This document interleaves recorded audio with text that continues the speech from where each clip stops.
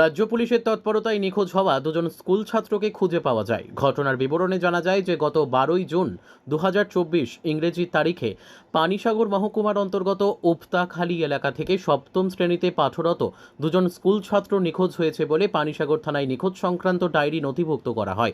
রবিবার সকালবেলায় পেচারতল থানার তৎপরতায় নিখোঁজ হওয়ার দুজন স্কুল ছাত্রকে খুঁজে পেয়ে তাদের অভিভাবকদের পেচারতল থানায় ডেকে নিয়ে তাদেরকে শনাক্ত করা হয়।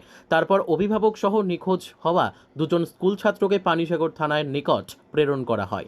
বিগত 2-3 দিন পূর্বে উত্তরাখালীর এখান থেকে দুজন বাচ্চা হঠাৎ করে নিখোঁজ হয়ে যায় এরকম সংবাদ আমাদের কাছে আসে, বাড়ি থেকে চলে যায়। পরবর্তী সময়ে তা আমরা তদন্ত করি এবং আজ ভোরবেলাতে ইনফরমেশন আসে যে পেচারতল মাছমারা এরিয়ার কাছাকাছি অংশে তাদেরকে উদ্ধার করা হয়েছে। সাথে সাথে আমরা ওখানে পুলিশ এবং গার্ডিয়ানরা যায় এবং রিকভারি করে তাদেরকে নিয়ে আসা হয়।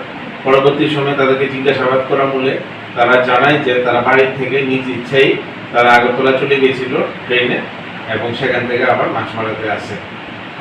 আপনার পিএস এরিয়াতে এখন পর্যন্ত নিখোঁজের কোনো সংবাদ নেই। দুটো সংবাদ এসেছিল যে দুজন বাচ্চা, তা আমরা উদ্ধার করতে পেরেছি।